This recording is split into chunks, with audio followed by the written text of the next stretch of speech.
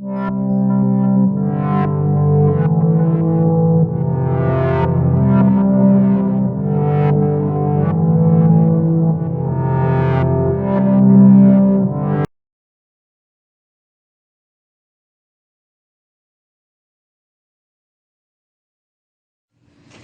how are you?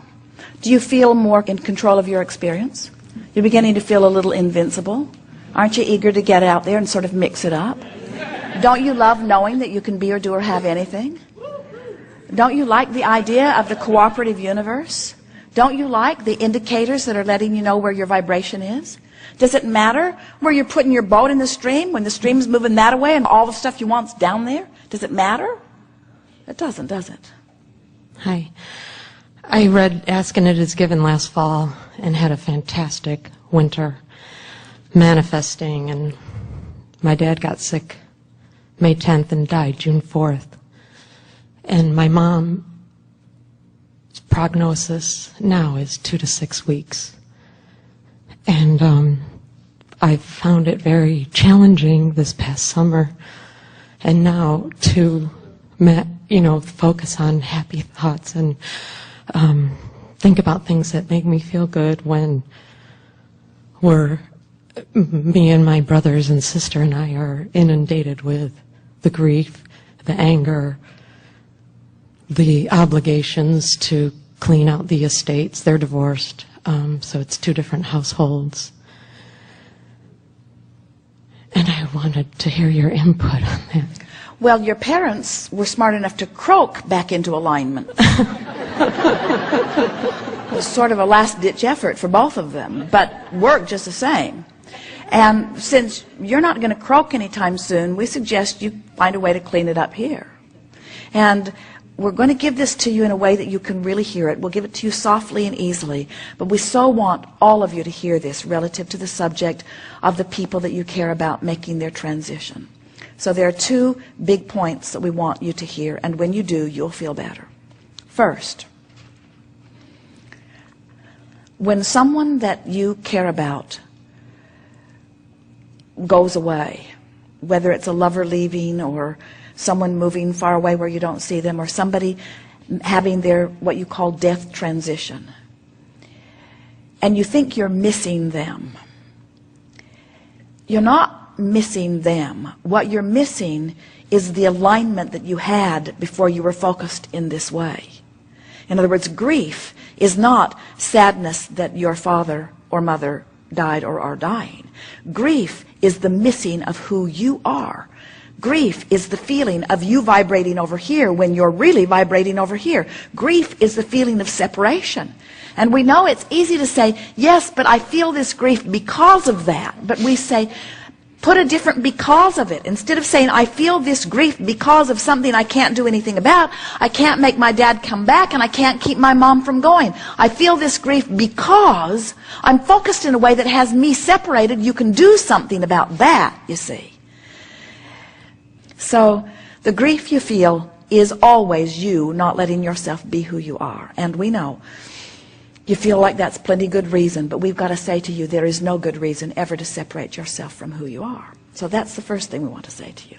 The next thing we want to say is that as you come to understand that you are source energy here in a physical body, and that that which is non-physical is always aware of you, and as you remember that those people that you care about who are now cavorting with the non-physical likes of us have easy access to you, but you don't have easy access to them. In other words, you must be a vibrational match to where they now are.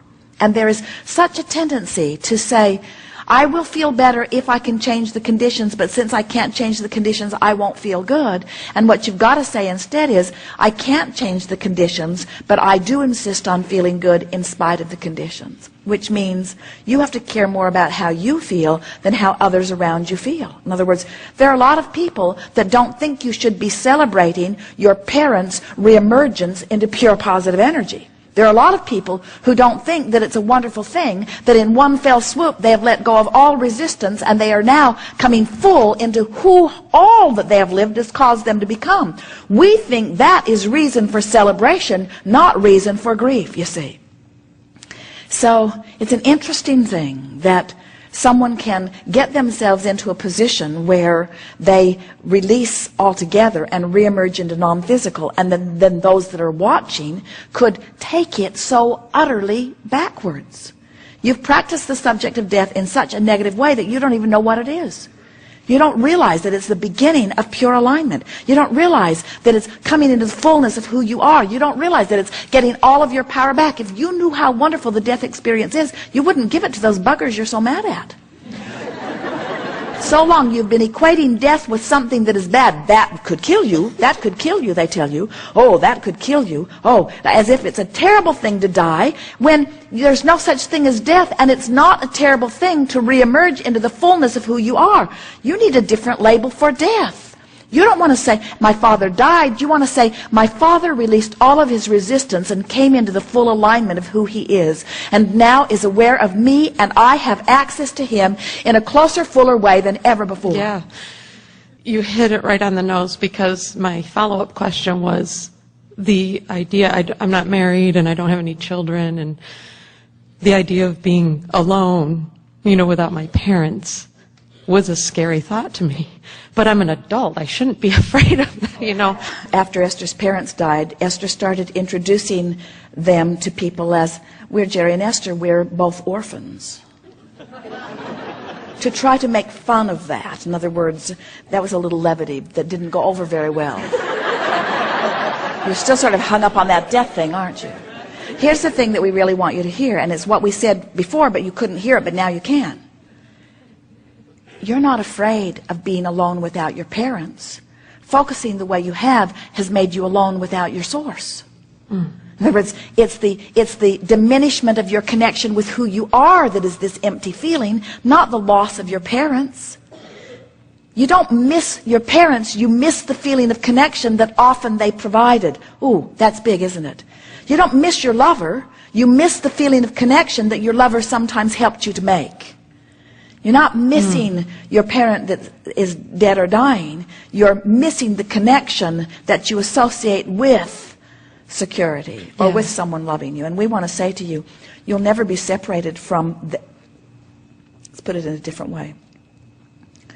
The source within you will never stop focusing upon you, and will never not be there for you, and will never cease to call you toward it. But sometimes you can fixate on things that don't let you go. But you'll get over it, because it's not natural for you to feel that way.